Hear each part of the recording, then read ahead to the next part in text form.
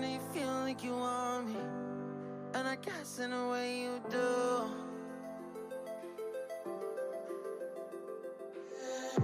Holding my breath, unraveling emotions. I need some space to think this through. Call me all night long.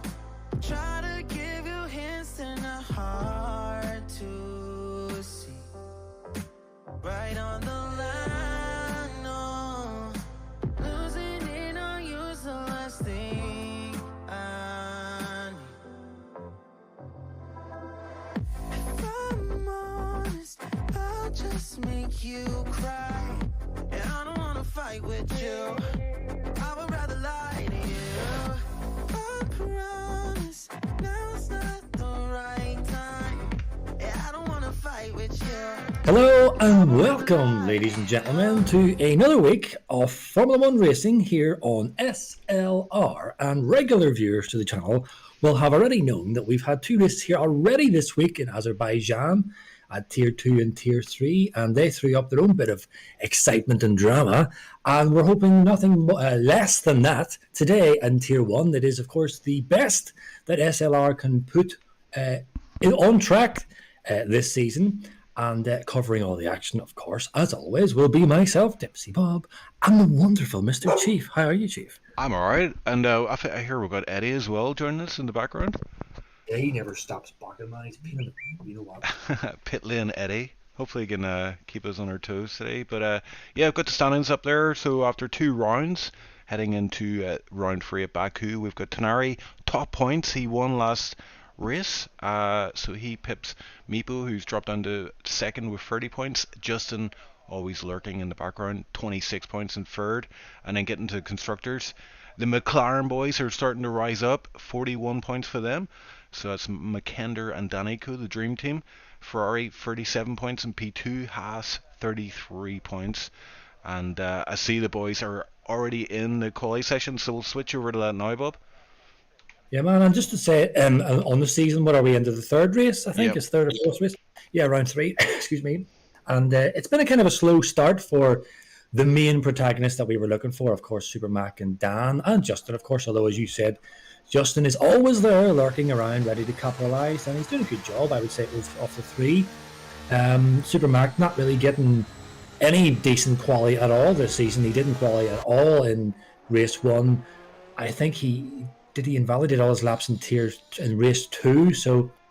but of course, their talent, of course, they managed to work their way back. So hopefully they don't do a repeat of that. And this season it really starts to pick up, Chief. And we start to see Dan the Man and Mac really taking the fight to these new guys to Tier 1. Because, as we know, we rely on assists. But I think they're doing a fantastic job. These guys that we've promoted up, showing that they have that outright pace to take on these guys. So... of course, it is Baku, and the walls are never far away from taking a prisoner. And we did see, as I alluded to at the start up there, Chief, that the walls were very hungry in Tier 3, and they're quite hungry in Tier 2 yesterday. Let's see if they've had their fill. Yeah, I'm looking at Tier 3. Zoom took pole, and it was a 140.706, but I'm very surprised. Usually Tier 2 is faster, but Tier 2, Christian... 139.2, that's 1.5 seconds difference. That's unusual even for Tier 3 and Tier 2, but Christian was a Tier 1 driver at one point, so that should be pointed out.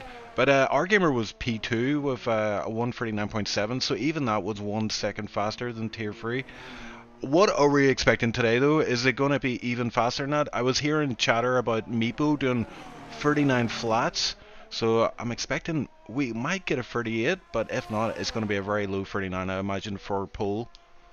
Yeah, but just before I touch on that, Chief, I think they might need to change the screen so we can see the action. I think it may well still be on the standings, so if we can get a wee switcheroo to that. Yep, sorry about that, guys. Justin always keeping one eye on track and one eye on us. He's keeping how though he's on track? I don't understand. He's just built different. Not why we call these guys aliens, Chief. They can just do things that us mere mortals cannot. Exactly. I think he's got 3 arms or something. But he's on track at the minute. He's in Sector 1. He's just made his way through Turn 1 and Turn 2. Bob, you have recent experience of his tracks, so I'm going to let you do the hot lap commentary for this one. Sorry to put you in the spot there. For Justin, you say, yeah? Yeah, Justin. All right, so Justin, yeah, I had quite a bit of success here in previous seasons, although it was a bit of a nightmare, excuse me, yesterday with it quite slippy. So yeah, this here wee corner here is easy to mess it up. You don't want to take too much curb, or that will really unsettle the car. Hopefully you can't hear the onboard over my speakers here, but you can cut a good bit of the track here. This is, of course, where all the lap time can be lost and your race can end. Navigating through Castle section, taking quite a wide bite of that, Chief, I think, so that's a bit wider. Easy to invalidate here as well, but that manages it all right, no problem. So then it's just flat out deploying, well, everything's on hot lap as it is as you're approaching this just black box here in the top right hand corner. Just after that, you're heavy on the brakes, easy to lock up and hit the wall. Like I said, disaster all over this track if you mess it up. Clipping the curb, not running along too much of it, but you want to get like those two tires as much that is about as much as you want to get, and then really just skimming these walls, maximizing your straight line speed, and then it's just pedal to the metal. Eyes will be firmly fixed in this DRS zone. Bang, there he got it nicely, keeping her on the left, the straightest line, and this is going to be our first banker lap, and it is a 140, well, for 140.2. That is a good opening lap, Chief, but that is definitely not going to be pole. Yep, enjoyed that hot lap. That was pretty good, Bob. What to say? A little bit stumbled over myself, you know. I you know, Chief, I had a cold like weeks. Oh, hang on, before I get to that, Skamakas has retired. Did he crash? Yeah, No, it looks like it's coming out of the fast chicane. Oh, and Crawley voice also hitting the wall there. He must have got distracted coming up to that incident. But yeah, we saw that a few times in Tier 2, Tier 3. Guys just clipping the wall on the left-hand side coming out of that fast chicane in Sector 3. And then it usually puts you into the other wall. And a few safety cars were caused with that exact same incident in Tier 3, I believe. But did you see what they were doing there? The Mercs of Eagle and Crawley. It has been quite of a switcheroo this season so far in Mercedes. They can't decide on who wants that seat, but I think we're pretty much settled now with Eagle and Crawley. And Eagle was given Crawley the slipstream there, managed to get him to a 41. I know Crawley could go quicker than that, but that then set up Eagle onto his lap as well. A little bit gingerly out of that corner, I think. This here one I found that, has he backed out? Has he backed out of this? He has. Yeah, he has, yeah. And there was something happened there. I think it was that incident with Skamagas caught Crawley off guard. He clipped the wall coming out of the fast chicane. That might have impacted Eagle's lap as well then, as they had to kind of figure out what was happening there and heading into turn 1. Yeah, I was going to touch on something. Oh, yes, that's right. A cold, Chief. I had the cold quite a while ago, a good few weeks. And I'm completely fine, absolutely no problem. But I cannot shift this tickling cough in the back of my throat. It does my head in. But yeah, there's some nasty stuff going around. I hear there's like 100-day cough going around. I've definitely got that one. Yeah, it takes a while to get rid of. I just wanted to say, Steve. Oh, go ahead. Sorry. I just pointed out. Look, GDI in the background there. He won P1 with 40.2, just about pipping Justin Aird. So 40.2 is the time to beat right now. What I was going to say was get on the chat, lads, our folks, anyone that's watching, feel free to post anything in the chat, because I really do like getting involved in the chat. One thing I kind of missed whenever I do watch, not saying anything bad about them, but because we have great commentators all across the tiers, but I would just like a bit more involvement from the commentators and the chat. I like to get it going, so get in the chat, folks. Get things poised, get discussions going. We will always be chipping in on them. And as I say that, we have Mr. Jan, of course. That is, if anyone's unfamiliar, which they shouldn't be by this stage, that is, of course, Daddy Meepo. That is the dad of Meepo, cheering on his son. And Meepo had quite a good bit of success this season in Tier 1. He did, of course, take the debut win of Season 14 in, where was it, Chief? Portugal, wasn't it? Yeah, Portimao, yeah. Yeah, he took the win, and a fantastic result by him as well. Pretty much dominated the whole race from start to finish. Yeah, I have to say, Meepo as well at Baku, he tends to be on it. He's done a medium lap, 40.7, just half a second off the top guys. I have a feeling Meepo might take this today. I have a funny story about Meepo at Baku though. He was winning a Tier 4 race back when he was first starting out in SLR. He was leading the race, Eversnack's in P2, I think I was P3. Under safety car, goes into the wall. So he's never lived that one down, but yeah, he's always gravitated towards this track. We're going to see a fast time from him, I imagine, when he finally puts those soft tires on. Yeah, and I see, just as I mentioned in the chat, we'll have Tino, or Tina, as you kind of called him once, in chat, kind of saying 13 drivers. Well, Tina, there is about 10 minutes left of qualifying. You are more than welcome to join. Yeah, I actually thought he was driving this week. Yeah, so did I, because he was reserved, but alas, there is no Tino as of yet. But we may be graced by his royalty, let's say. He is, of course, a previous esports driver. So it would be very welcome to have him if he's feeling up to it, or if he feels that he can take on the challenge, let's say. There's plenty of time left to join that. So, Two goes up to P3, yeah, 40.5 from him. 40.5, pretty good score. A good time. Again, I was going to say that we've only got half the grid on has set a lap. And there's only 8 minutes to go. That could be something to do with the fact that they don't want to go out too early. Baku is notoriously slippy. Yeah, just as you said that, Noah came around that notorious corner in sector 3, and clips the wall. Managed to keep the car going. It doesn't look like he's any damage visibly on the car, so he might still have a decent time here. But yeah, you know the corner I'm talking about, that downhill left-hander. Some people choose to jump the curb there, but it can unsettle the car. But even so, even avoiding that curb, it's very hard to get slowed down, and there's a wall waiting there. As Noah, with that wall hit, 39.4, so maybe that's the OP strat. Well, Justin has just started his second lap, Chief. We do have a time on the board with him, so we'll be able to benchmark this now whenever we keep our eye on this sector. I think his first turn, turn 2, was a little bit deep, so he'll be on recovery mode trying to take up that time. He does have a Ferrari up ahead, so we'll have our eyes looked up top right to see his delta. He is up on his time. That's good. He's up by almost a tenth and a half.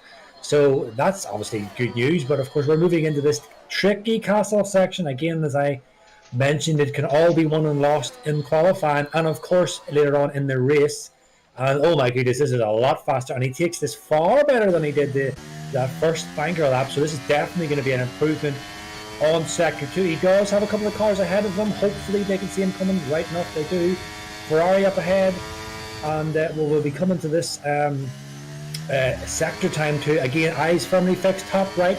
How much is he doing? Has he improved in more? Yeah, oh my jeepers creepers, he's up almost 8 tenths, almost a second up in his time. This is surely going to be pole or provisional pole. The Ferrari is too far ahead to give him a distance slipstream, but he probably will not need it. He has got so much pace here in this AlphaTauri, as we're going to watch him cross the line. It's going to be a 39.5. Just misses out on pole. But Tunaman, Chief, is he on a lap? Or is he? No, he's done his lap. Sorry, and he's done 39.8. Yeah, that was in the background there, 39.9 from him. McKenna as well, 39.9, so he has put a lap in. Great to see. Meepo's about to cross the line here. I imagine he is going to go even faster on these sauce, his previous lap time being set on the mediums. He goes P2 with a 39.5, so we're starting to get very tight at the top, but still not better than the Tier 2 time. But I tell you what, Chief, we're getting into the 3-6 minute mark. We're getting into the squeaky bum mark for these guys that haven't set a lap, and it's mostly Mali and most notably Dan the man, Danny Coe, about to start his lap, Chief. I think it's worthwhile running on him. Of course, he is two-time. He's a two-time SLR Tier 1 champion, and so if anyone knows how to stick it on pole and win, it's certainly Dan the man, as he's navigating the start of this track. Of course, Chief, if you see anything, you can just shout over me, but we'll stick on board with Dan the man. Yeah, we've got a yellow flag just ahead of Dan.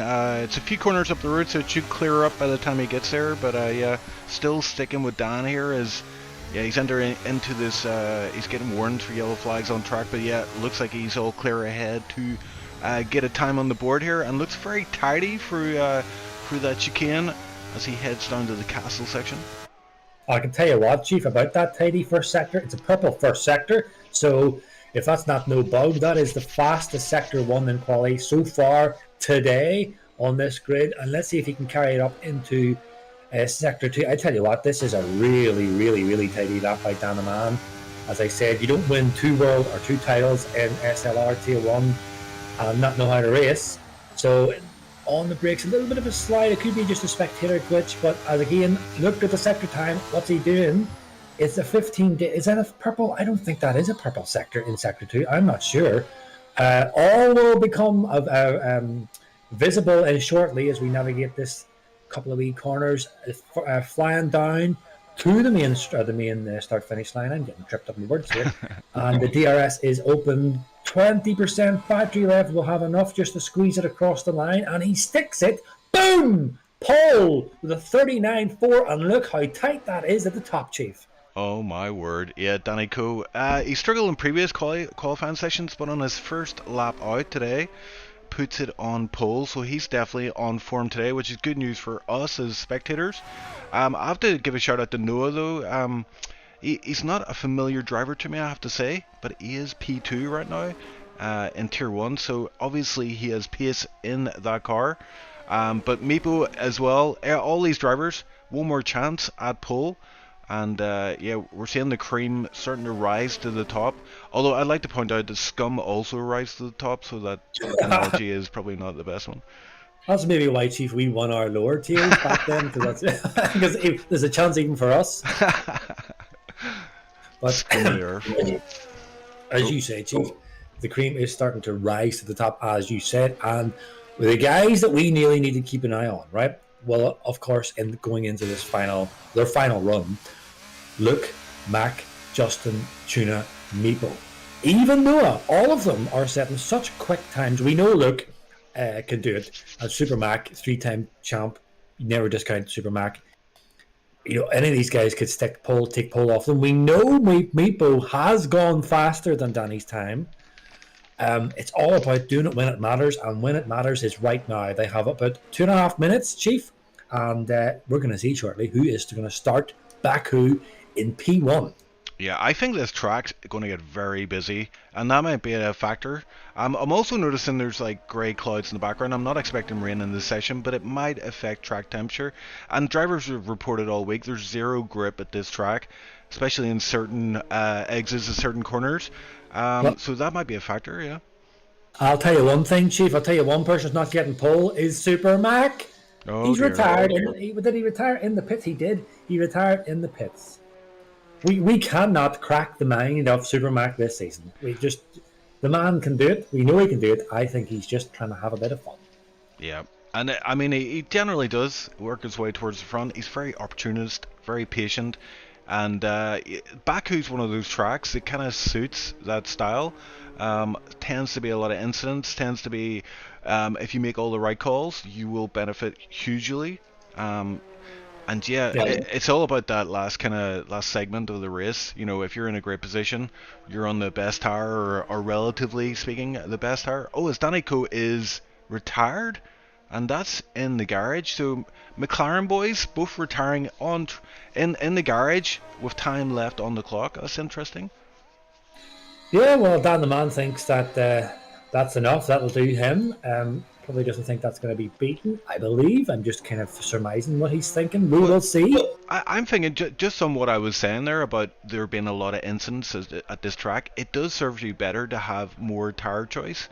So they're saving their tires, so they have more options for the actual race.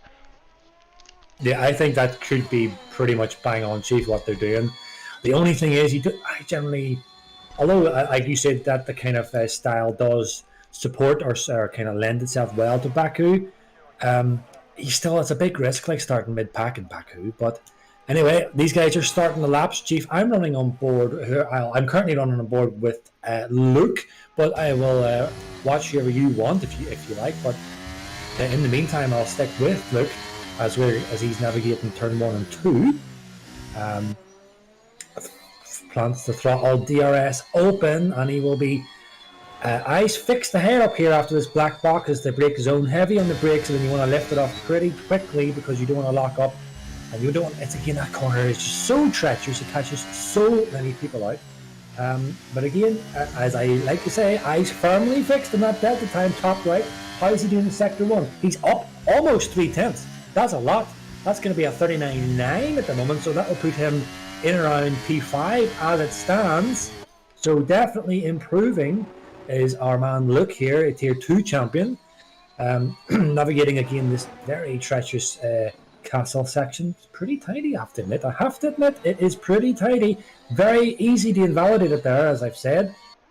And he's doing a good job here so far. This section of the map or the track isn't too difficult. Again, this one as well, as long as you get your braking bang on, you can navigate it no problem. Again, as you said, Chief, some guys jump over that. But sector 2, and he's up 4/10, almost half a second. This is definitely starting to get into the realm of this top 3, maybe even P1. Let's see how he gets on with our Luke. He's just getting flat out everything he's got. He's got a bit more battery in the tank than Dan had on his final run, but alas, that doesn't make a difference, and he's about to cross the line, and it's only good for P5. That's what I kind of thought, Chief. Yeah, that's interesting. He must have lost a lot of time there. Justin in P1. That came from nowhere. Nicely done from him. We've got Meepo out of track as well. Meepo, as I said, that crosses the line, 39.3. So getting close to that Tier 2 pole time. But yeah, that'll do nicely for Meepo today. I think that's pole, Chief, because I think Noah and Gina, I think they've messed up their lap. I think that's pole. Yep. Yeah, Tunari's in the pits. Noah way off the pace, so that's it. Yeah, you're right. Meepo on pole. Sorry, Chief. Yeah, sorry, I called across you. I was just going to say our young man from Finland, Meepo, takes a pole. Excuse me, and a win 2 weeks ago in Portimao, and he starts off from where he left off in Portimao. He takes pole in Baku in Tier 1. My goodness, Chief. I'm sure Daddy Meepo Jan is going to be very happy with that. But the thing is he going to be able to carry it through? It's a long race in Baku, and safety cars are always just sitting there ready to come out. Exactly. So there we have it. Meepo takes pole with 39.3. Justin 1/10 behind. You say 1/10, but it's like a third of a tenth.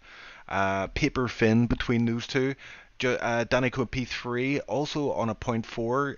Also on a 0.4, Noah in P4. And then we've got Luke, Tuj, Tanari, McKender. Mali puts it in P9. He's a last minute reserve. Also reserve Crowley voice in P10 with a nice 40.9. So that's our starting grid for this evening, guys. Yeah, I'll be quite interested to see the tire strats that these guys run with. Sorry, somebody's messaged me. Let's see what tire strat these guys run with. I don't expect to see softs unless there's some kind of alternative strat that I don't know of. I know if this was like Tier 3 2 seasons ago, Chief, when we were racing, that Heat would have been sticking on medium soft. That's just what he'd like to do. Don't think it would work in Baku. So what you think? It's probably going to be a medium hard medium, most likely.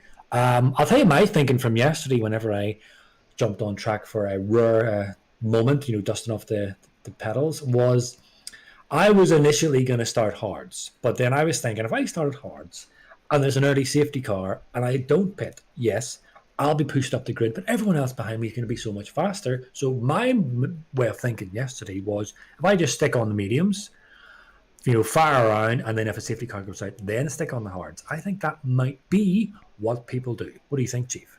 Yeah, it's the big argument, isn't it? Track position, or do you want to be on the fresher tires? I think generally for this game you want to be on the fresher tires, but there are some tracks where track position's kind of key. But when you've got this long straight in Sector 3, all it takes is for the guy behind to be within 4 or 5 tenths, maybe even 6 tenths, 7 tenths maybe, because it's such a huge run down to that first corner. You'll just be eaten up basically. So it might, you might be thinking, oh, I'll stay out, I've got track position. But yeah, the guys behind on fresher tires, they're just going to gobble you up as the race goes on. And look at this, Chief, as we're talking about tires, I didn't expect to see softs, and we have 2 guys starting on softs in Baku. Now we know they are not going to last. Excuse me, they are not going to last very long at all.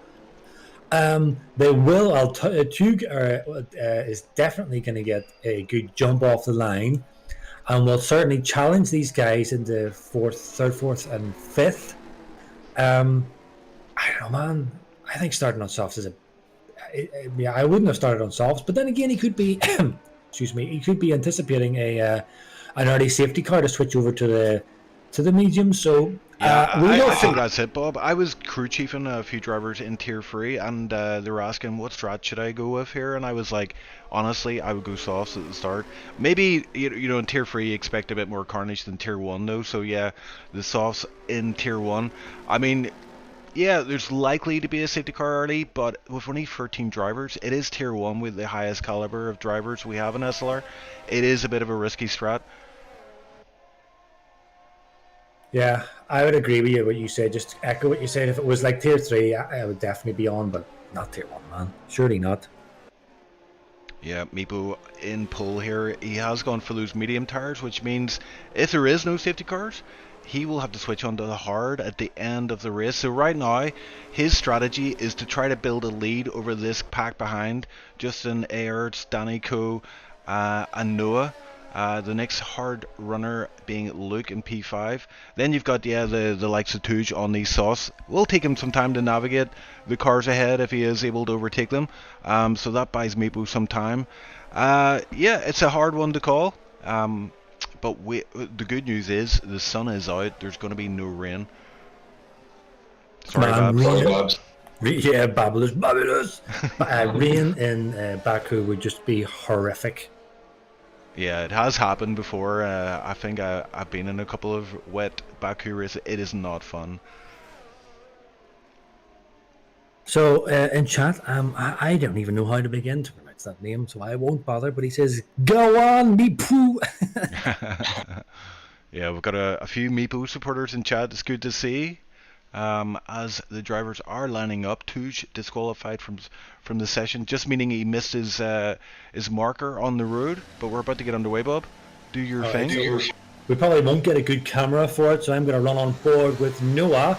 I'll get a good look to see how Dan the man. I'll get on. Lights on, and away we go. Meepo leads away the pack here in Baku. Front four getting a pretty good launch off the line. Chuk is having a little look here, as I expected, onto these front guys, but nothing doing. Oh, a little bit of touching there between Dan and Noah, and Dan squeezes himself up into P3. That's perfect for him. No, he doesn't actually yet. Not yet. The move isn't done, and he's blocking off Luke. Luke is trying to slip it up the inside. Is it going to be 2 for the price of 1 here from Luke? Surely not going to say. Oh, and Luke's a bit late on the brakes, and he taps the rear of Noah, and that almost kind of pushes Noah ahead of Dan. And look, someone's going to have to back out of this one. Good job, lads. That was never going to work. Everyone else is just seeing further down the pack are holding their position to a very clean first section off Baku, but of course we haven't got into the castle section just yet. We are approaching it now. This is where it can be a bit of carnage. Justin taking quite a bit of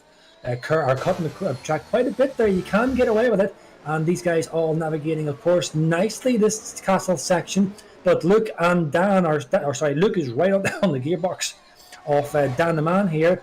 Again, looking down the field, no one is really going for it. Oh, and saying that, further back, Lepson doesn't like hanging about here. Lepson likes to have a bit of a move, and he's going left and right, can't make his mind up. Backs out of that one. Expect to see Lepson try to go for a move on Crawley Chief later on into this straight. But so far, nothing doing yet. And as I'll shut up now in a minute, Chief, but I would expect, as goes the Tier 1 races, once the first lap is generally over, these guys generally kind of sit positions, except Tug, Chief. Tug is having a look at Luke, forgive the pun.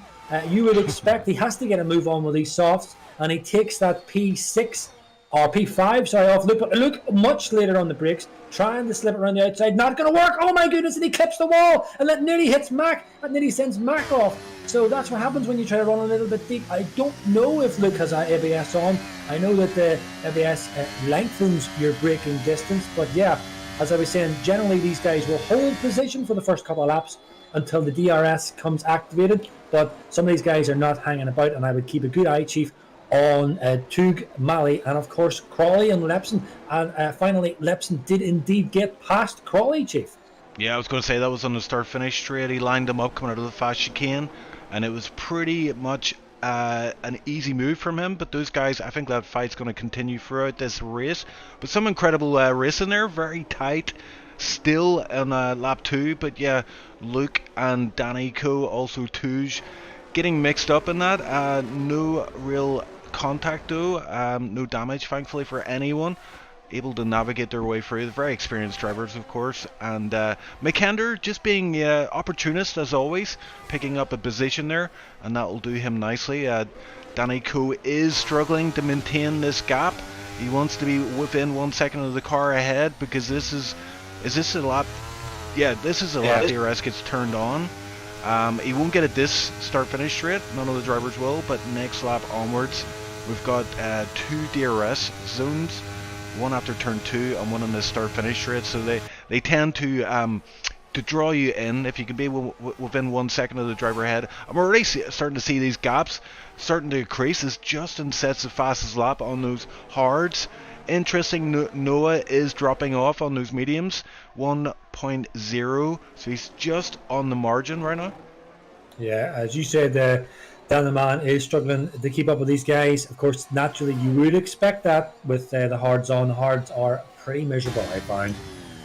In Baku, of course, too, now on these fresh, brand new softs, he will be challenging Dan, but the only saving grace to a degree, I could say, for Dan the Man is he has his teammate behind, and what a teammate to have. 3-time Tier 1 champion Super Mac, snapping at the heels of Tug. Also note that Mac and Tug were teammates last season, so these guys know each other very well as well.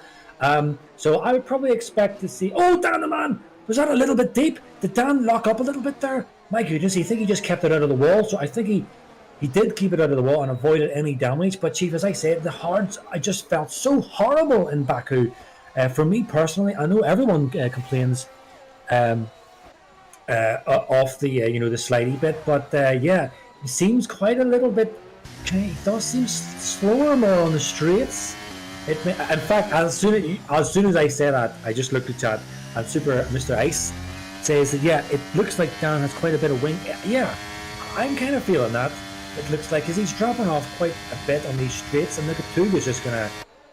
I'll have to say it. Tug is just sucking him in, Chief. You always have to get that in, don't you? Here he comes, Tug with the DRS. He's he's not deploying, and Dan the Man more than probably happy, to let that go. He knows he can't fight it, but of course Dan will then get the DRS back again as we move around into turn 2, and I don't know if Dan is actually going to try and overtake. He might just let Tug pull away until these hards really come into their own. Yes, Dan is not deploying, so yeah, that's exactly what he's doing. He's not going to challenge this. He's just going to let Tug just... I was going to say it again. I'll change it. It's just going to let him pull him along. Going up to the front pack, we've got Meepo. Hasn't been able to pull away from Justin. I have to say, Justin is on it today. He's on the harder tire compound, but he's able to keep within range of Meepo, and I thought he was going to take him coming out of the last corner, because obviously you get that DRS, and it was the first time it was available to him. He was within 3-4 tenths, but I think Meepo has used a bit of ERS to protect that lead, hoping that Justin kind of falls off a bit here, but I have a feeling Justin's just going to get stronger and stronger. But we do have a DRS pack all the way from P1 to P4 right now. Sorry, P5 even, as Danny Co has also used the Touge basically to pull him up and get within DRS range of this lead pack. So that's worked out nicely for Danny Co as well. The thing about Justin here, Chief, is that he's doing, as you say, a phenomenal job keeping up with Meepo on these hards, and it's just going to get better for Justin as the hards start to come into his side. Is he going to pass Meepo now? I wonder. He probably has to. He's going to have such an overspeed with the DRS. I would kind of say I'd want to hang back a little bit and just stick behind Meepo and just let my battery charge up. Yeah, and that's exactly what he's doing. Look, that's exactly what he's doing. He's holding. He left it there, yeah, he's holding position. He probably doesn't want it just yet. He might go for it this lap or this corner, Well, I think he just wants to let Meepo's tires kind of burn off a little bit more, but he's going to be so much closer this time. He probably has to go for it. He's not deploying, excuse me. And yeah, like he's going to have such an overspeed. Is he going to go for it? No, again, yeah. It's almost like, Chief, we know what we're talking about. It's exactly what we were kind of thinking there. It's too early for Justin to pass him because he would just be a sitting duck. And yeah, Meepo will just go straight past him again. So he needs to let these mediums burn off a little bit. Justin has done a lot of the hard work already in these early laps with that advantage of the mediums of Meepo has to keep it up with him. And just as I said, they're just going to just get into his favour as we go further into this race. Yeah, and I'm trying to keep an eye on this battle at the back as well. Mali's entered the fray on these sauce, so he's currently splitting Crawley and Lepson. Yeah, so keeping an eye on that because that is for points, P9, P10. Lepson just outside of points, but holding in with this group right now. And not a lot of action so far on track for Baku. I mean, it's kind of the nature of the track. Depends on the tier, of course. The more experienced guys all know it's a long race. It's a very dangerous race. And the DRS is your friend in most places as Eagle picks up himself a 3-second time penalty. That's for cutting the track too many times. Not easy to get penalties. Well, maybe it is actually in Baku. But anyway, Justin is right on the gearbox here off Meepo. Is he going to do it this time? Maybe. Yes, he is. So Justin is pulling the trigger and takes command of this race. And an earlier, younger Meepo, and he is still a young man, but a younger Meepo probably would have went full attack after this. But Meepo is much more experienced. He's got a wise head on his young shoulders. And he'll know that, not really much fighting too much. He might obviously go for it to try and hold him back, but most likely he'll hold position. And exactly as soon as I say that, that's what he does. He's holding position, showing his experience now, knowing that that race P1 is moving away from him at this stage of the track, but he still does have a good command of the race overall. Yeah, the temptation must be there, very strong for him, use ERS, protect that lead, but yeah, he's doing the right thing. He's an experienced driver by now, done many seasons in Tier 1, has been Tier 2 champion as well, and is a bit of a maverick at this track, so he's a lot of experience, and he has... Oh, what happened there? Justin, yeah. Justin hit the wall, and he's got wing damage. Sorry to cut across there. That is a very, very rare mistake by Justin. You don't often see him make a mistake, especially if he's driving on his own. And he clipped the wall, and then it just recoiled him back into the wall. And he has definitely lost wing. I mean, he has lost significant wing. He's not even going to hold his P1 before the end of this for this pit lane. So this has definitely changed big time for Justin. Going to come in and pit most likely. This is an absolute disaster for Justin because Chief, he was on the hards as well. Oh my goodness, this is.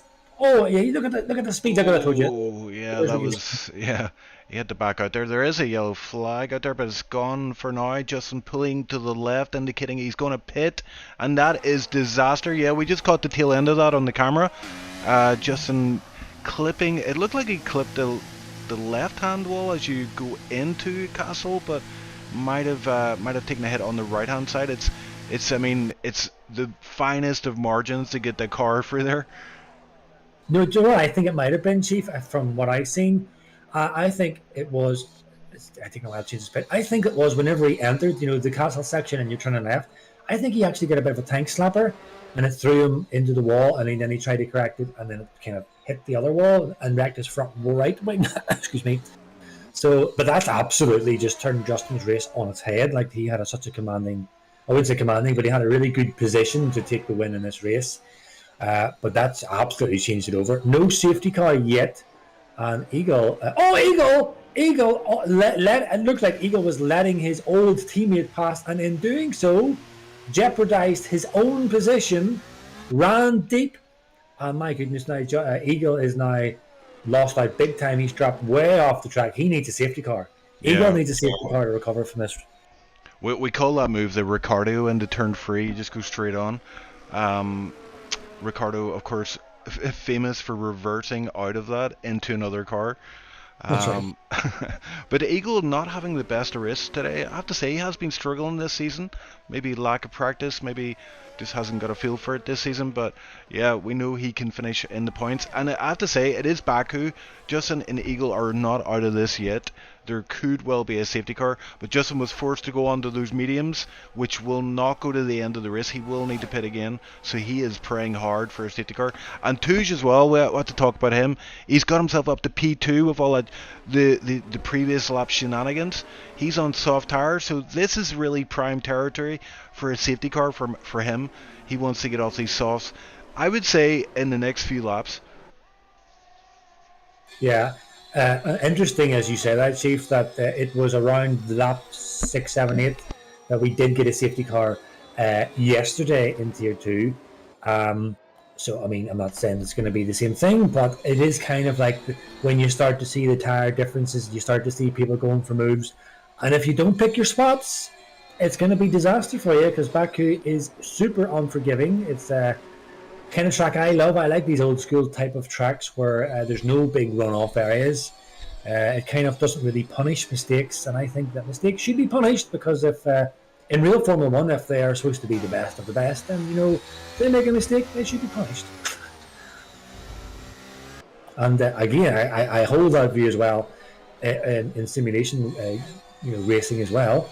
So I love these tracks: Monaco, Singapore, Baku.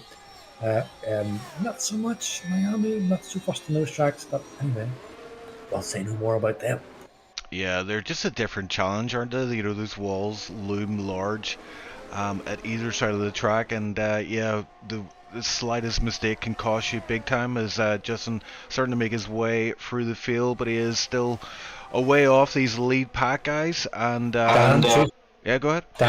Dan's going for a move here on to take P2, and he's going to have quite an overspeed too. He's not giving this up though, but it's just straight line speed on Tug. That kind of confirmed. That's actually, so what I just witnessed there, that confirmed Dan has got more wing, because Tug had just had I think DRS open. Dan had it as well, and Dan was not that really much faster than Tug. So here we go. Here goes Dan Meepo defending the left of the track.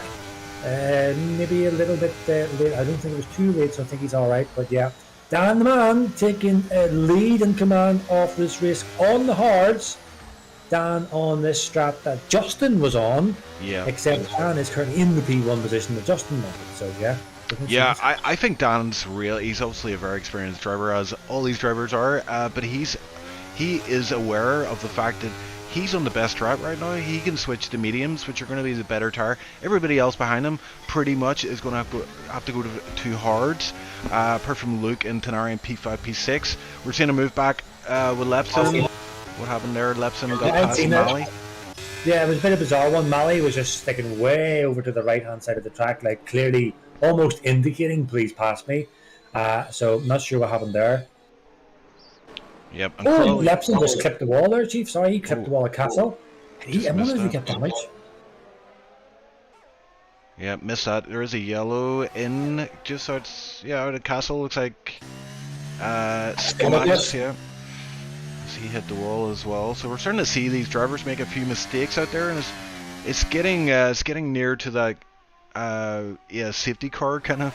Yeah, Schemaga's missing some front wing. We've got McKender making a move here. There's a whole gaggle of cars heading into turn 1 here. Who's going to come out ahead? Looks like McKender's done his bit. And moved on the inside. Oh, what's happening? Touge running outside. Safety car, VSC. Where'd that come from? Oh. Who's that for? That is interesting, yeah. I didn't see any. Oh, and Crawley straight in the pits. He has seen that safety car and won. Thank you very much. It is a VSC, so he won't get the full benefit, but he definitely will pick up some time here. And Maple was just dropping back like a stone there, Chief, up until that VSC. So I'm not really sure what's wrong with Maple. It might have just been like getting swamped with people with DRS, but it was a very, very late move. It looked like late move from Luke to get that P4 off Meepo, and he got it just in time for this VSC. I've still no idea what that VSC was for, Chief. Yeah, it's an unusual one. It might have been Schemagus. Might have lost some further front wing, as he is in the pits. Eagle Ghost as well in the pits. Crawley pitted. All the back guys pretty. Oh, Lepson speeding under VSC. That's not good, Lepson. Luke almost run into the back there of Tug. So that was almost a disaster for him. But we are underway again. The VSC is over, and we are back up to racing speed. And I'm going to keep a wee eye here on Luke, because this is quite a close wee battle here for P2. Of course, the McLarens are taking command of this race. We kind of expected them to take command of the whole season, really, because you've got two of the most successful drivers in SLR in the same team this season. So you kind of expect to see those guys up here. But yeah, what's Luke going to do? He is on a hards, following Tube. DRS activated, not really using, he's not using battery at all. So yeah, Luke quite happy to get pulled along. We got another VSC. What on earth is going on? Yeah, I'm not sure what is causing these VSCs. Yeah, sometimes it's as simple as someone clips the wall, loses a bit of front wing, and it'll bring out a full safety car. There are drivers pitting though. Justin in the pits, he had pitted fairly recently. He decides he doesn't like those hards at all, goes on the mediums, which will get to the end. Noah as well. Oh, Justin! Oh! What happened there? Justin retiring in the pits, is that? Not sure. I can't see. Let me see. Schematis, is he going to pass anyone? Justin has left. Oh, Justin's left very quickly. Something's happened. That could be a technical issue. It might be something else, but we'll try and find out for you guys, as this race is under full yellows at the minute. VSC. Justin's going back. Right, that does indicate there is some issue. He might have had some kind of screen freeze or a technical issue. Unusual from him, yeah, to leave a race, especially Baku, where it's like, even if you're at the back, you still have a chance if there's a safety car. Yeah, there must have been an issue. We got a yellow. Who's that for? We got a yellow. I can't see who that is. It must be Justin's car. Justin's car must still be on track, because yeah, we're getting a yellow following him up ahead of Mali. So I'm gonna have a wee look to see if we can see it. But yeah, an unusual retirement there. We don't normally see Justin retire. Yeah, there is indeed his ghosted car. Yeah, it goes the ghosted car of Justin. Don't see any damage on it. Oh my goodness, the Mali runs very, very deep. Yeah. And just about makes it around the corner. Excuse me. Let me see any more action. Yeah, up ahead here now. Meepo is pulling in. Look, and this is he's not going to go for it, but definitely Meepo on these on these 11 lap old mediums is still got a bit of pace in them. He's hanging on to this group. Oh, he runs a bit deep there. They really are starting to lose their grip, and you would expect, Chief, that these guys, the rears would be absolutely squealing in terms of the rear end grip. I found that the rears absolutely get burnt out really quickly in the back. We're still getting yellow. That must still be. Oh, Mali is out. It's a fast chicane. Yeah, I think he's got damage going for that fast chicane, and then it really compromises your turning ability, and he crashes into the wall. So full safety car. And I was just about to say, the top 6 guys on these old tires, it's a bit of a strange race. Everyone behind was on fresh tires, so they were praying for a safety car, and there we go. It's perfectly timed for a lot of these guys, and this is going to be interesting to see what tire choice everybody's going to go for. I think we're looking at hards switching to mediums, and the medium guys switching to hards. Touge has the option to go for either. I think he'd probably go for mediums. And do you see that in chat, Bob? Yeah. Yeah, I was just about to touch on that, so that Justin did confirm that he didn't intentionally retire, but the game auto retired him. I've never seen that before. It automatically retires you, but alas, he did says he was doing a great recovery. He was actually doing a great recovery drive, marching up the grid. Real shame for Justin. He was on for potentially really good points there, vital points. This could. Because Justin and Mac and Dan are so close, someone's buzzing me, are so close in the title fight over previous seasons, that this DNF could be so vital, so pivotal in Justin's title charge for this. Yeah, you're right. And Bob, I just want to point out as well, the McLaren boys, they were running P1, P2. That's not great whenever you get a safety car, because obviously they're both pitting here, and McKenna is getting held up. I would say that's going to cost them a few positions. Oh yeah, and McKenna lost out big time there. He's down to P7 again. Noah choosing to stay out on relatively fresh hards. That might be a decent move from him. But yeah, most drivers deciding to pit. Crawley currently in the pits. Lepson, Lepson could pit, could switch to fresh mediums if he has them. Eagle Goose as well, and even Schemagus in P11. Yep, Lepson does indeed pit. Yeah, you really want to be on the freshest tires here, especially if you're at the back of the grid. There's not really any loss to pitting. You're going to make gains through fresh tires, as you will be able to catch the lead pack. Oh, and someone is off in turn 4. Who is that? Let me just cycle through everybody. I think that might have been Justin's car still. It was in turn 4 in the wee alcove runoff area. Very unusual. I'm still a bit confused about this, what happened to Justin, maybe if he has a POV off it, because, I mean, I don't understand the auto retire. I mean, I've never, if of all the time we've raced here, maybe that's a different meaning to something. I've never seen the game automatically retire you, unless, of course, obviously you lose a wheel or something, so it could be a glitch in the game, who knows. I don't think he hit anything, I didn't see anything, but I'm just a bit bizarre, because it's not like Justin, to retire. He wouldn't intentionally retire. We know he wouldn't do that. So there must have been something that caused that. But yeah, man, that is absolutely devastating for him. Like, yeah, I have to say he's had some bad luck over the years with technical issues, and they're always lurking there. Codemasters, absolutely brilliant, as we're all aware. Always tends to throw a spanner in the works of certain drivers. And Justin seems to be, I don't know if Justin did something bad in his past life against Codemasters, but definitely doesn't have the rub of luck from those guys. I'll tell you what, Chief, with this safety car and Dan the Man sticking on the fresh mediums, safety car is going to be out for another lap easy. Dan's looking really good here for this potential race win, man, because he's got Noah behind him. He's going to be on 5 lap maybe by the time this gets restarted at old hards. Yes, the hards will get good as they go along, but I think he's going to get, I think Noah will probably, I wouldn't say swamped as such, I don't think that'll be the right word, but he's definitely going to come under significant pressure to Luke, Meepo, Tuna and Mac, namely very fast drivers, very accomplished drivers, and all gunning for this race win, and all can win this easily. Noah is really the buffer that Dan the Man has. Dan the Man is probably going to be hoping that they can't pass Noah.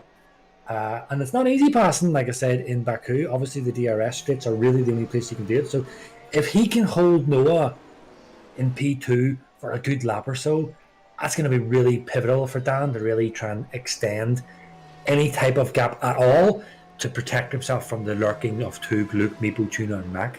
Yeah, it's definitely looking good for Danny. He's in the prime position right now to win this race, but yeah, as you know yourself, Bob, there could still be another safety car, and that could really scupper his chances. He could build a wee lead here, and then it would just all evaporate, and if there is a safety car, so he will be hoping for no more safety cars, and he can just race his way to the flag.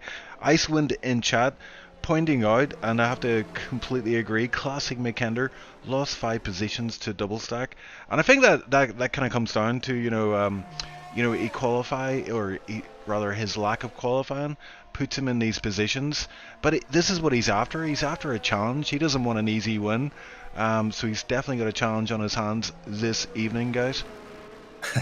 And as Icewind says in chat, that it's a classic McKender move. He lost his 5 positions in a double stack, and we've seen a double stack last week with Dan and Mac. You see, it's just the nature of these guys. No, I wouldn't say the nature, that's the wrong way of putting it. It's because these guys, Dan and Mac, are so closely matched in terms of the raw pace, and they're both in the same team. It's likely that they're going to be within close proximity to each other, in the race, generally speaking. So, generally, obviously, if they wouldn't double stack if they could avoid it. But when you get a safety car, you have to pit. And if you're going to be really close behind your teammate when the safety car comes out, someone's getting stacked back. And unfortunately, it's been Mac. So for 2 races now in a row that has been the victim so far. So maybe next week, Dan, if you're listening, you're going to have to take the hit, man, and take a double stack for McLaren. But Yeah, we should. it's always a risk of having like two of the fastest drivers in the same team, isn't it? They're probably going to be running pretty close to each other on track, and yeah, if there is a safety car or a need to pit quickly, ends up someone loses out big time. This time McKender, and he tends to be the guy that draws the shortest straw. But like I say, he's always after a challenge, so he's got himself a challenge here. We are just over halfway through this race. He is on the hards, however, so that's an extra factor for this challenge for a decent finish, but I imagine we're going to see him on the podium by the end of this race. Chief, what do you think the chances are that we get a Finnish person on the podium? I think, based on the fact that the first two races were Finnish winners, Tenari and Mipo, that it is a high probability, but I mean, Danico, if anyone can break that Finnish streak, it is the Brit himself. Well, I think even just simple mathematics too, when you consider that there's 5 guys here, all of the top running are all Finns. Yeah, of 11. The odds are against them. Yeah. Yeah, statistically speaking, we're going to get a Finn on the podium, but hey, anything can happen. Anything can happen, and I think we're probably going to get underway this lap. We should be seeing safety car in this lap, and as we know, anyone that likes a bit of drama, well, you're potentially in for it now, because these guys have been, of course, following each other for 15 laps, but now it is starting to count these positions. You really want to start positioning yourself for the end of this race, because we don't have very long left. We've got 11 laps to go. Safety car in this lap, it is the best chance for you to capitalize if you want to get up this grid, if you want to get points in tier 1, and well, pretty much everyone is going to get points considering the amount of finishers. This is the time for it on this restart. Yep. And yeah. I just got to say, safety car restart. So Danico is the lead car here. He's going to wait until that safety car peels into the pits, because obviously if he goes early, the game will slow you down and that can cause chaos behind. Danico very familiar with this position, and the safety car is in the pits, so he can go at any point, but generally speaking, people tend to run right down to the start finish flag before they get underway here, because and as I say that, Danico proves me wrong, and he's off. He's actually, as he caught Noah sleeping here a little bit. Noah's 2 tenths behind, so yeah, Danico getting off to a pretty good start, and we are underway again, ladies and gentlemen. Yeah, Luca's looking really, really racy here, and what is that? It's very heavy on the brakes. If he can maybe let us know, I'm curious if he's running ABS. No big issue, but it kind of looks like it.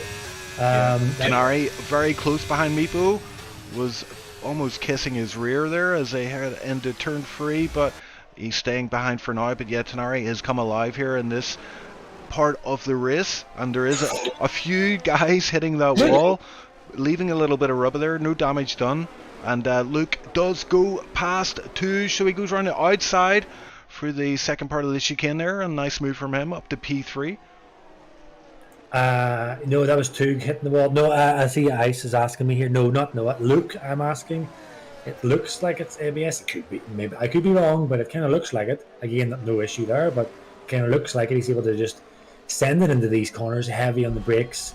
So yeah, but that, and if that is the case, that certainly helped him into that move for Tug, because Tug hit the wall and Luke just sent it on the brakes. So I'm just going to watch again, just curious. Let me see here. Heavy on the brakes. It's kind of jumping all over the place. Yeah, I'm not sure. But look at this. Danico is pulling out a massive lead here. 1.6. And we've only been underway for 1 lap after that last safety car. Oh, and what is happening behind Luke GDI? Massive overspeed coming out of that chicane. It looked like there might have been contact, but no. The Red Bull guys are switching around here. I don't know if that was calculated. It didn't look it from my point of view. Meeple as well, getting past Noah. Oh, too wide, going into turn 1. Oh, and plenty of room left there as we see a driver pitting at the back. Skamagas back in the pits. Yeah, sorry, I know I'm just fixated on this. I do think that Luke... Bob, we've got a VSC. Sorry to cut across again, but we have a VSC for some reason. Not sure why. Another ghostly VSC. Um, but yeah, if maybe Luke can let me know. Again, no issue. Just curious. Just looks like it that he's running that. But yeah, another VSC. Not a full course safety car. Not sure what it's for. But two guys further back. Maybe it was for those two guys, and maybe it was for Eagle and Skamakas. Not sure what that was about. Meepo is up into P3. That must have been quite a move to get past Noah. Where did he do that? Yeah, that was into turn 1, and it was a wee bit sketchy, but he pulls off the move, and he is on those hards as well, so he is coming alive in the last portion of this race. I have to say, I think, has there been 2 safety cars and 3 VSCs? Because if that's the case, we are at full quota, there will not be any more safety cars. That is what, 3? I think you're right. That is 3 VSCs. And is that 2 safety cars? Man, I can't remember. I know, I'm like, there's definitely been 1. I think there's been 2. Maybe I switch and keep us right. It's not easy getting old, sure. It's not cheap for forgetting what happened like 3 minutes ago. But as you say, as a chief, Ice says that Danaman is gone. He is almost checked out. I think did Luke get the DRS? I don't think he did. It's not enabled this lap. It's enabled the next lap. He's deploying everything to squeeze up onto the back of Danaman here.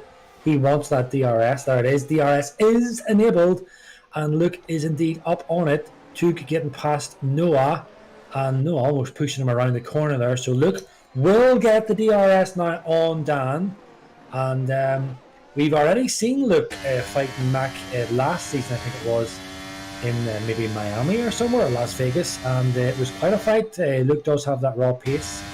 But Dan, I've got it too wide going into turn 3. Oh my word, just enough room left for Noah there. Tanari is definitely, he's definitely had his porridge this morning. Brave move from him, and gets P5 into turn 3. And Mac just sitting here as keeping a watching brief, waiting for these guys to hopefully, is in his aspect, take each other out so he can just yeet on past. But these guys are all fighting pretty feisty. We're running out of laps, running out of time, and Dan the man, you can see here just in the castle section, is able to just get away a little bit. And Luke is kind of using a good bit of battery here to catch up on Dan, although Dan the man is also using equal battery to try and hold on to this. And he has got it up to 1.2, the pivotal. You do not want to have someone on the DRS zone behind you on this main straight. It is horrible. There is nothing you can do almost. Such a long over straight.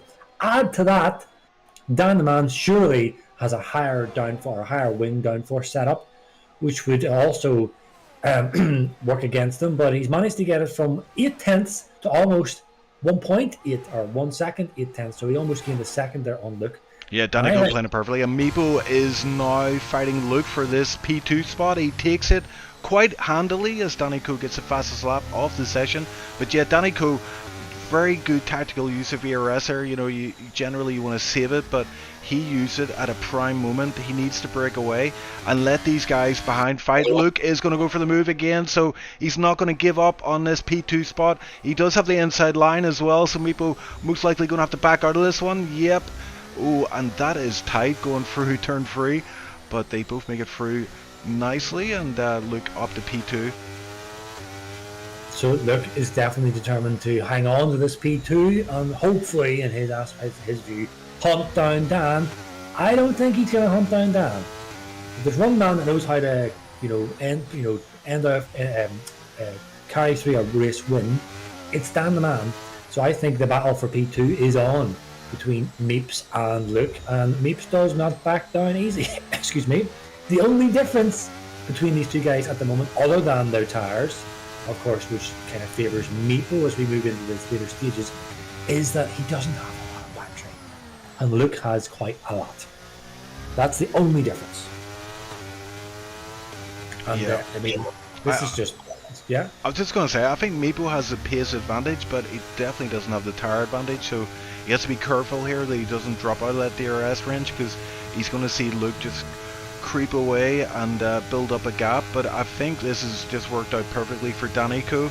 These two fighting And Meepo 5/10 behind. He is catching pretty fast here. We've got a good overhead shot, and he's got enough to take the lead, or sorry, take the P2 spot from Luke. But I think it's going to be the same as last time. Luke's going to just follow on through turn 2, get onto his slipstream, get that DRS activated. Yeah, and he's probably not even going to need ERS.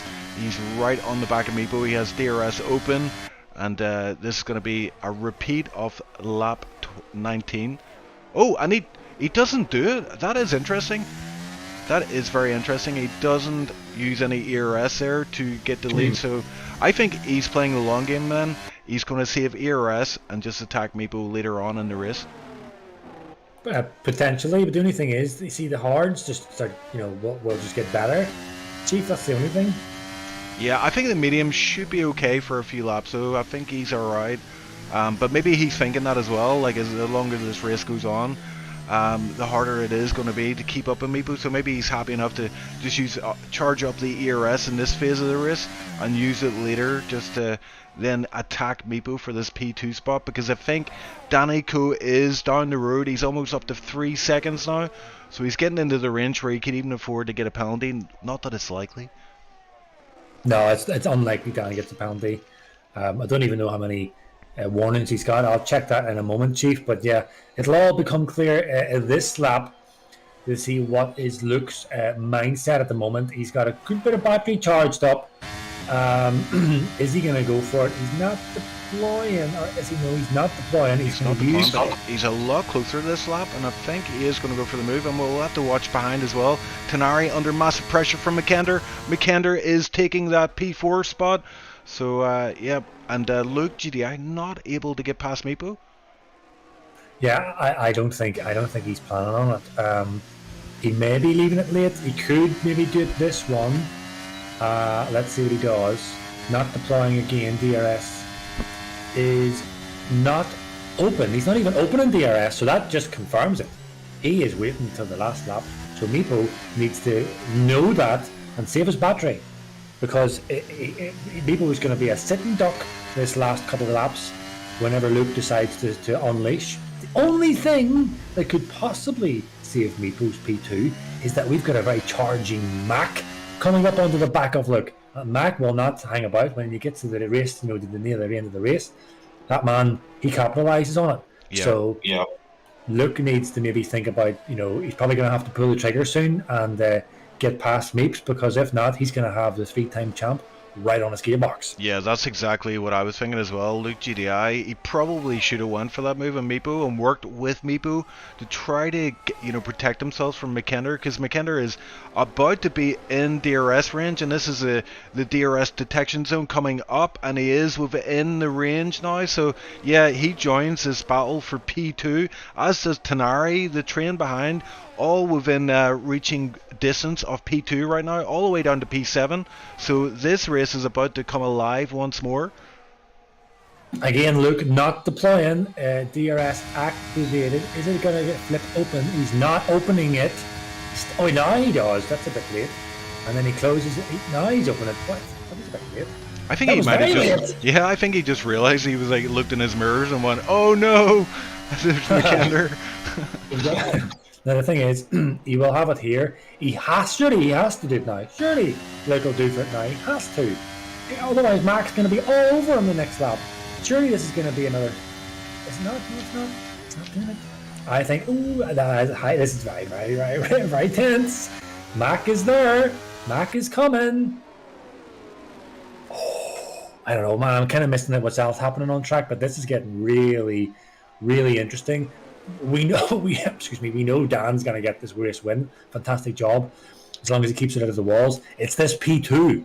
What's going to give? And Tunaman. Even Tunaman's joined the pack, Chief. And Tug is not far off either. And as Noah kind of just jumps over the curb. Yeah, so Luke is leaving it very late. Mac does have a good bit of battery. Luke, pretty much a full battery. Meepo is indeed charging. Dan the man doesn't need to do anything. Excuse me. Dan the man doesn't need to do anything, but Luke has to capitalise. Surely he has to capitalise. Yeah, I mean, and he's just easy. Just looking at McKender here, we've got his POV on screen, and yeah, he's doing all the right things, reining these guys in, putting the pressure on them. And I have to say, Meepo in P2, that P2 is looking like it's going to be under contention from a number of drivers very soon. Luke GDI heading down here, he is going to have DRS. He doesn't use any, he's using the DRS now, so he is going to go for the move, I think, into turn 1. Is he going to be able to do it? Has he left it too late? I think he has.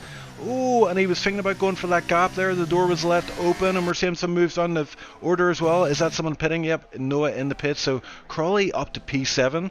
So he's well in the points. Good job from him. But I'm going to go back up front again because it's all kicking off from P2 all the way down to P5 right now.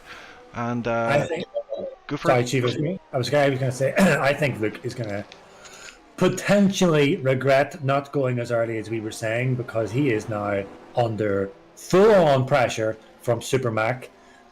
Super Mac is not going to hold up as we get into the end of this race. He's definitely going to challenge for this P2 for sure, and he's keeping a good bit of distance. I think that's what you would call, I would say, a buffer zone he's keeping between these guys in case there is a bit of carnage, and then he'll squeeze up as we're approaching the DRS. But yeah, absolutely, I think Luke should go now. And I know he's probably thinking no, because then they're going to have the DRS from me. But look, something's going to give. Or maybe, Chief, we're all wrong, and maybe they're all waiting for the last lap. But that's just really high risk. Yeah, I think that was Luke's original plan, wait to the last lap. That tends to be how you do it at Baku, as I'm well aware. Remember that race? Yeah. Yeah, you got me nicely on the start finish rate on the last lap of that race. But yeah, Luke probably didn't factor in McKender behind him, and McKender he's under 3/10 now behind him. Probably not going to go for the move right now. Probably not going to say. Oh, he is catching massively here. Oh, he's enough speed to go around. Yeah, pull up alongside Luke, but Luke had the inside line there, so McKender just being cautious, patient as always, just waiting for that opportunity to take that position and keep the pressure on these guys ahead. Tunari starting to drop back a little bit here outside of DRS range, loses it this lap, so that's not going to be good for him. Oh, Amiibo making a mistake. He went wide, and I think he touched the wall. Oh, and he's into the wall again. What happened there? That was look. It looked had collision with Meepo's front left and sent Meepo into the wall. So that will definitely be a report. I don't know if he's going to be penalised for that. I don't know if that was entirely Luke's fault. I just seen the tail end of it. But if it is, well, he's probably going to lose P2 then in the FIA. But we'll see. So it might still be a double podium. But I tell you what, Chief, Meepo's loss is potentially Mac's gain, because now look, Luke is in the position that he didn't want to be in. He is now a sitting duck for Super Mac. So Luke is just going to have to just deploy his battery and try and get away and protect this P2. But Luke, this is just going to be like, is this like going to be like a gazelle to a charging lion in the eyes of Mac? He is going to see perfect opportunity for getting P2. 3 more laps to go. Surely you're going to have to see Luke is going to have to start really deploying that battery, Chief. Yeah, and Jan and Chad says, oh no, and it's the curse of Baku for Meepo. I have to agree. He tends to be very fast here, but he does tend to have bad luck. And Luke GDI coming under big pressure here. Looks like McKender has enough speed to go for the move, but holds back for now. And we also have to point out, McKender, Tenari, Touge, they're all Finnish, and they saw what Luke GDI did to Meepo. They want revenge on behalf of Meepo, I'm sure, as McKender is setting Luke up. Noah with the fastest lap on those fresh softs in P9, so it's a feather in his cap, but he is at the back of the field, unfortunately for him. McKender continuing to keep the pressure on, and I think McKender is going to do what Luke was trying to do to Meepo. He's waiting to the last lap, and he's going to get him on that start-finish straight and take that P2 spot and make it a 1-2 for McLaren. It's going to be an amazing 1-2 for McLaren if he can do it. It still may be if the FIA deem Luke at fault. I'm not really sure he is fully at fault. I think it might have just been a kind of a racing incident, Meepo trying to recover from the bump and then they just collide. Could be. I only seen the tail end of it, so alas, we'll not speculate. The only thing that goes against Super Mac here, Chief, is that Luke had 70% battery. He is deploying it now. He's down to 50%, so he's really feeling the pressure now. He knows that the charging Mac is coming, and it's all coming down to this last lap. It still might be a tall order for Mac. Luke is still a very, very quick young driver, and is so far doing enough to keep the gap. And here we go. So Mac is going to start closing up now, going to be putting the maximum pressure. Not going to pass him here, obviously. It's going to be the final run. Mac, excuse me, Mac is going to want to be right up the gearbox as we're coming into that final twisty section. If he is not right on the gearbox, he is not going to make this P2. Oh, and Meepo and Crawley are fighting for P6, so Crawley still in the fight here. But yeah, I think McKenna might be too far back here, and I think that ERS of Luke might just save him here. McKenna choosing... Oh, Lepson is out. It is lap 26. He is in the pits, so that's retiree in the pits. He pits out of the points. He was P9. He would have had 2 points there. But yeah, I think McKenna... I mean, he's saving ERS here for the last opportunity, which is going to be that run onto the start-finish straight. But he is struggling here, it seems, to keep up with McKenna. I mean, McKenna, the gap is 0.7, so he wants to rein that in a wee bit more. Oh, as Luke does make a mistake there, goes deep into that corner, and that will cost him a bit of time, as McKenna's got it down to 0.6 now. And Luke still with 46% ERS, so looking pretty good for Luke here, unless he makes a mistake. I think he might pip McKenna to P2. Yeah, but Luke, of course, using his battery, he's got about 40% left. Mac deploying quite a significant chunk there to squeeze up here. You want to be at least 6, not quite 6, almost touch and go. This might be not enough. I don't think. Yeah, I think Luke's got such a good exit there. I don't think this is going to be enough, Chief. This is not going to be enough. I think Luke is indeed going to take this P2. Certainly, he's definitely going to take the P2 now. Dan the Man crosses the line to take the race win in Baku. Luke hangs on for P2. Mac brings it up into P3. Tuna Man crossing the line in P4. Good points for Ferrari. Again, great points for McLaren. Tug in P5. Meepo, unfortunately, looked like he was going to win this race at one point. With that incident, recovers to get P6, still good points. Noah with a good start into his race, ends P7, Crawley P8. Eagle had not a really comfortable race at all for him by his standards, P9, and getting that final solitary 1 point for the AlphaTauris is Skamakas.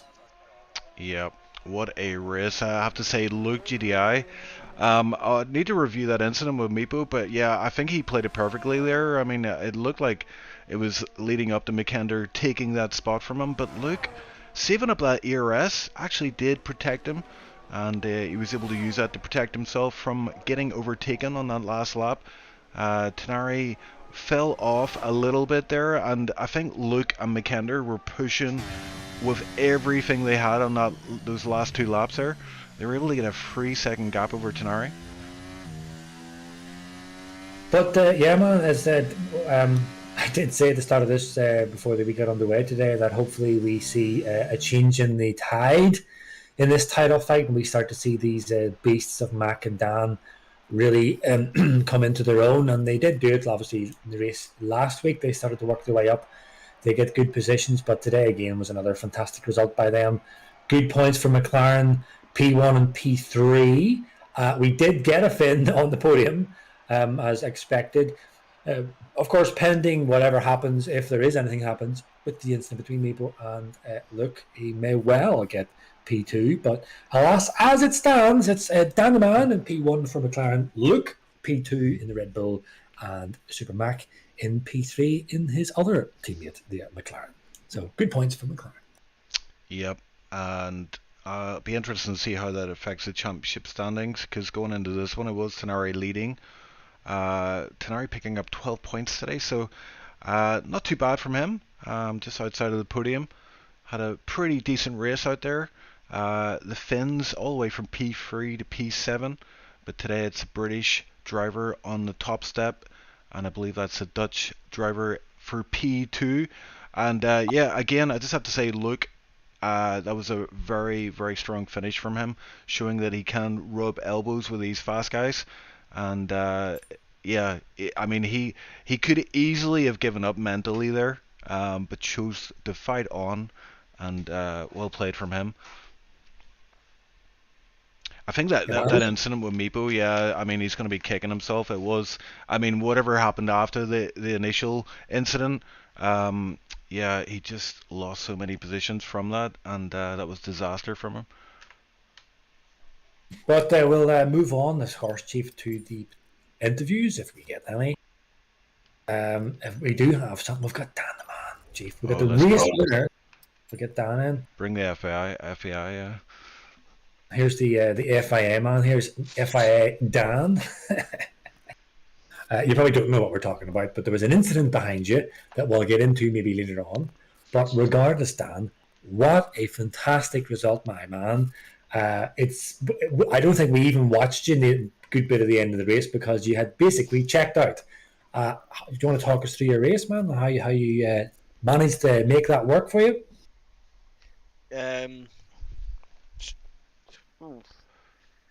The start was rough, I'll be honest. I'm not sure if you saw it, but 2 laps in a row, I nearly died in the corner before the castle section. Yes. I picked up one of them. You're on deep, yeah. I didn't run deep. The back end was... that's what it was? Okay. So that was pretty bad because it cost me DRS. But then, I think it was an Aston tugged 2K on softs. He passed me, and then we regained DRS. Then,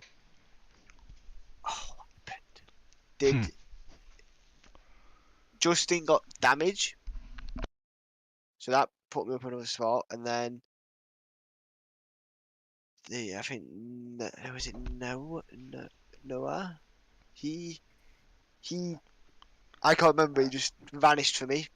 I can't remember if he pitted or something, but he vanished. Then I overtook Tugay into turn 1, and then I got Meepo the next lap, I believe. And then all of a sudden I was 2 seconds ahead. I don't know if Meepo had damage or what, but I was not expecting to gap 2 seconds.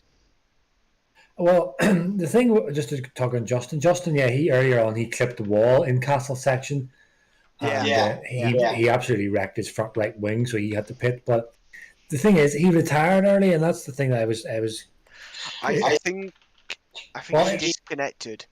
Well, no, he says that the game retired him. Yes. Automatically retired the game. If you disconnect, there's a chance the game retires your car automatically. But the thing is that it's bizarre. I need to look it back, but he retired first, then left. Well, you can still be in the loading of disconnection before it disconnects you. Okay. But yeah, that's I think he was entering the pits or whatever happened, and it retired him, and then that absolutely wrecked his. That's wrecked his, certainly a big damage to his title fight, Dan. But and then for the Meepo one, Meepo and Luke were fighting quite hard. Luke was we were reading it pretty accurately. He didn't want to pass him. But he was kind of leaving it. It seemed like he was leaving it very late because as he was sitting behind Meepo charging his battery, it just let Mac catch up. Mac was just squeezing up slowly.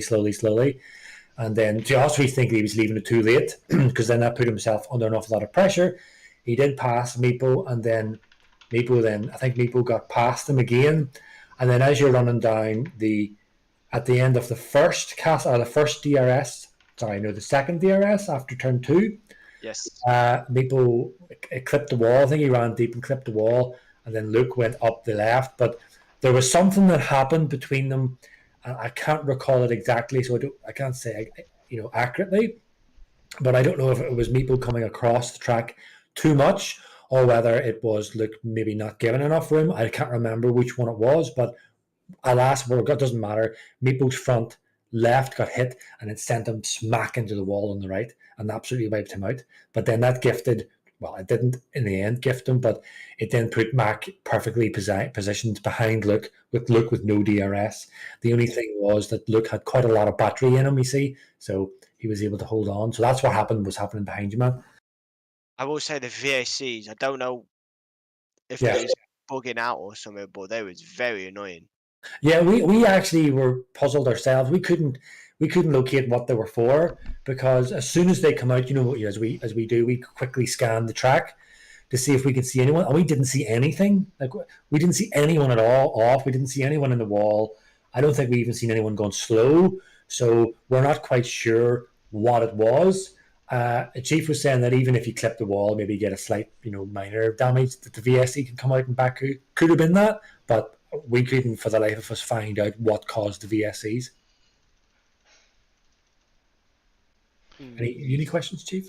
Yeah, I mean, I was just going to say, like, I don't know if you were aware, but it seemed like with so many VSCs, and then we had the 2 safety cars, the last portion of the race, there was no threat of a safety car. Like, did you know that there in the last segment? Because obviously that benefited you. You could pull out a lead then and not worry about a safety car bunching everybody up again.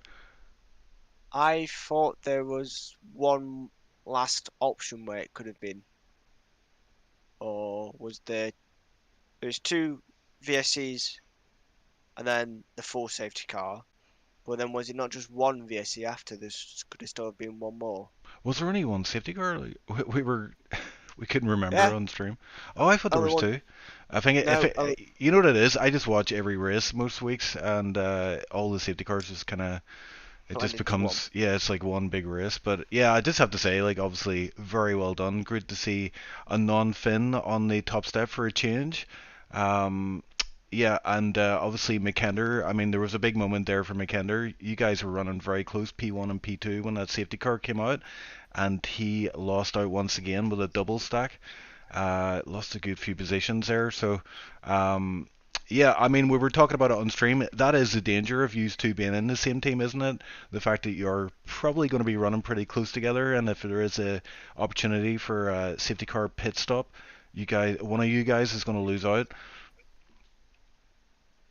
I mean, if there wasn't for the safety cars before, I believe there would have been enough of a gap to, like, to do this pit stops fine. But because of that, I lost time on the cars behind with the safety cars. Because I was going to, as I go turn right into the castle section, so I was losing time every VSC restart. Right. Meaning, Sorry, yeah. the last question is Icewind in chat was pointing out that you probably were running a different setup to most guys out there. Seemed like you were faster in certain sector, certain sectors over other drivers, but then others a bit slower. So, can you tell us a wee bit about your setup? It was, I tell you, the wings 27-20. Because they were my own in. That kind of confirmed, because I mean, I picked up on it as well, Dan, that you seemed to be a bit draggy on the straights, but in the twisty sections you were able to really like extend. Like Luke was like 0.8 behind you, and then by the end of the twisty sections you were almost practically a second ahead, and he didn't have any issues. We watched him, so I kind of suspected that, but I think Ice got onto the chat before I mentioned it that you looked like you had a good bit more wing. So yeah. I don't think it's much more. I think the only person who had a lot less was McKender, from what I could tell. Cause Yeah. the on the straights, when I lost DRS to the cars in front, I only lost 2/10 or something with them having DRS, and that was before they got to the end of the straight and they could like lift off and stuff. So I think if I was higher, I was only higher by maybe 2 clicks on front wing and rear wing. So I don't think I lost much on the straights. And I still think my setup was quite punchy in a straight still. It was enough to like overtake and stuff when I wanted to. All right. I think it was just the perfect balance to say I did it just before the race. I did it yesterday. If you might have probably didn't notice, it wasn't really anything special. But I did it. What was I running? My original Baku race that I did in Tier 3, which I felt really strong on back then, was 15, 18 wings. But whenever and I was doing good that time, but whenever I practiced for like a couple of laps yesterday, after not touching the weight game for like 2 seasons, it became very clear to me that it's very understeery. So I ran 21, was it? No, 20, I think it was 2018 I was running. So yeah. Yeah, I feel like the game since the early stages, like August, September, October last year, it's had a change in style in a way. To be honest, I feel like it's a bit more. You have to get the pointy nose and stuff. But anyway, that's another conversation for another time. I have nothing more to say, Chief. I have one last thing, Dan. We'll let you go because it looks waiting in the wings there to join us. Dan, obviously great to get the race win, the first one of the season, but next race is a home track for you. How are you feeling about that? Do you want to win that one, or are you just happy enough to get consistent high finishes at this point? Well, you want to win everyone, don't you? Yeah, you do. So we will see. Okay, Well, I well, mean, yeah, that's we it. will Yeah, see. We will hope. yeah, that was a Hope. stupid question. Now that I think about it, do you want to win the next race? Yeah. No, but I mean, like, obviously it's Silverstone, the home track. Will you put a bit of extra time into this one, a bit of more consideration, or just the usual? I think hopefully we'll have more people next week as well. If we don't, then I'm gonna have to start. What can I say? That's family on stream. Visiting some people like that. Okay. You can Okay. come visit me, Dan. I'm not that far away. Oh. Man, I entertained Boosted and Crystals not very long ago. So if you want to get a review, you can ask him. I didn't know you hosted Crystals. No, not Oh, yeah. not the Italian. No, I would keep him away. No. Yeah. You don't. He's bad. Gosh.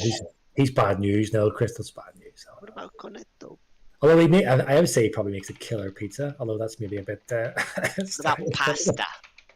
Kitty makes plenty of pasta. Don't worry. Right, I shall depart and let Luke All right. interview Good you. job down the race win, man. Yeah, Thank you, GG. thank you. Potential driver of the day, Chief, too. Yeah, we'll get to that soon. Yeah, we'll get to that soon. He's not supposed to hear that. Go away. Right, well, let's bring in another contender for that driver of the day status. It's Luke GDI. Luke GDI, you had a pretty solid race today, I have to say. P2 in the end, under a lot of pressure. Obviously battling Meepo for a lot of that race, especially towards the end there. Just first, I want to get to that incident. Meepo into turn 3, looked like he went a bit deep, clipped the wall, and then there was a little bit of an incident with yourself. What was your perspective on that? He just outbroke himself. I didn't touch him at all, I guess. So he just clipped the wall, I guess. I was not near him at all, so I don't know. Yeah, but we didn't catch it fully on stream, but yeah, it looked like he hit the wall, and then afterwards there was a wee bit of a tanglement between the two, or is that not the case? I was just going around the outside because he had the inside. Yeah. Because he clipped the wall, and then some way he clipped the wall again or something. I don't know what happened. Oh, okay. So sorry, Chief. I recorded that race for myself in case there is anything that we need to review. And the initial incident with Meepo, Luke is correct. Meepo just outbroke himself and he hit the wall. But it was whenever Luke was going up the left. It's when Meepo was coming back. Something happened there because you can see Meepo's car getting hit, from the left, and he goes flying over to the right. So it could be a glitch or something. We don't know what it was, But that's what that's the issue that there was on track. That's what caused Meepo to effectively crash out. Yeah, maybe it was a glitch, or maybe I was going around the outside and he didn't expect it at all. I don't know. I have also footage, so I will look into that. Yeah, but it doesn't take away from that P2 finish. As I say, McKender was putting you under a lot of pressure there. You'd saved up a lot of ERS, and you sound like a cool customer, I have to say. So were you feeling the heat, or was it just like another day at the office for you? No. This track is very bad for me. I was like half a second off from pole, and I was, I think, the only one that was driving very high wings. Everyone was driving low wings. So I tried to stay in the DRS, and then I got Meepo with also very low wings, and just trying to use him from defend from McKender. And then Meepo had the incident, and then McKender was on hard, so his tires were a bit worse, I guess. So I could get like 8 tenths every first and second sector, so it was just about it, I guess. Okay. Well, the other thing I mentioned about the wings, because you were saying you're running high wings. Danny, if you were listening to the interviews, Danny says he was also running quite high wings. He was running a 2720. He said. Yeah, I heard that, but I think he was wearing lower wings than that, because I was having 28, 22, and he was like gaining 3 tenths on the straight. Thanks, Danny's telling me porkies, Chief. But he had also incredible pace in the first 2 sectors, so I don't know how he did that, but it was pretty good. Yeah, some mind games at play there, I think, from Danny Co. But yeah, it's been whoa, sorry, that's my dog having her voice. She's a big supporter of you, by the way. Look, she watches all your races. Cute. So yeah, I was just gonna say, potentially driver of the day as well. I mean, you definitely get a shout in for that. We're gonna discuss that afterwards, but that was some performance for you. How are you finding it in Tier 1? You were a Tier 2 driver last season, with multiple wins. How are you finding Tier 1? Well, the first race of the season, I had a new PC, so my wheel was not at any good setting, so I had to DNF. And the second race, I got took out by Lepson because he spun out, and then I just go into his car. I'm not a DNF, so yeah, this is basically the first race I can normally drive, and it's pretty okay. It's nice. So I don't know for the rest of the season. Good stuff. Bob, any further questions before we move on? Well, I was asking something on the screen or the stream, more of a curiosity. I was just wondering, are you running ABS? I was just curious because it looked like you were able to brake significantly later than most of the other guys, and it's just more of just a curiosity for myself. That's all. No, I'm only using a racing line. Maybe because I put the front brake bias a little higher. Because I had lockups at the rear, so maybe you had really good control of your brakes then, man. So well done. Like you drove brilliantly. Thanks, man. Thank you. Okay, well, I'm sure we'll get speaking to you in future races. But thanks for your time, Lucia, and we'll speak to you soon. Okay. Yeah, thanks, boys, for the stream, and see you next week. Good job, man. Bye-bye. Okay, Bob, that's it. I think we'll wrap this one up. We just need to get to the driver of the day, and then this one's sewn up for this week. Silverstone next week. But yeah, driver of the day, who you thinking? I know Danny Co is a leading contender. It's hard. It's a hard one, yeah. No, I was going to say it's really, really, really hard to discount Dan here. Sorry. I don't want to flip. I would lean towards Dan. I think he's done such a commanding role. He clearly was the most outstanding driver of the day. Like, he didn't get pole, he wasn't at the front, he had to fight his way up there. He got the race win on merit. He didn't get it necessarily for someone crashing out. We can't really count Justin's crash out, as if he would have won it. We don't know. Dan done exactly what he needed to do, the best strat, and made it work. I think he's a very strong contender. The only thing that's also on favour of Luke is that Luke did have to fight quite a lot for that P2. So that's also worth noting. So I don't think I can call it just yet. Yeah, I kind of leaning towards Luke, just based on the fact of what we discussed there, that incident. I did think there was a chance that he kind of had a bit of unnecessary contact with Meepo, and that cost Meepo big time. But it sounds like Meepo was just recovering and just got collected, and it was not worthy of a penalty from the sounds of it. But I think it's like 50-50 between Luke and Danico for me. Maybe we can discuss after the race. We don't have to make a decision right now. But yeah, they're definitely the leading contenders for driver of the day today, I think. Hang on. Sorry, that was my video. I was about to say I'm going to post. I have my footage of that Meepo Luke incident, so we can all, gaze over that in the general chat. We can all make our opinions. But I kind of am, as I'm thinking about it, maybe leaning towards Luke because he did have to work quite hard for that. So maybe leaning towards Luke. Yeah, Danico started P3, ends P1. Luke P5, ends P2. So he did gain a few more positions as well. Obviously, Danico couldn't gain any more positions because he finished in the lead of the race. But yeah, I think we'll leave it there for now. We'll announce the driver of the day after the race, and Silverstone next week. Tier 3, Tier 2, Tier 1. Wednesday, Thursday, Friday, 19:30 CET.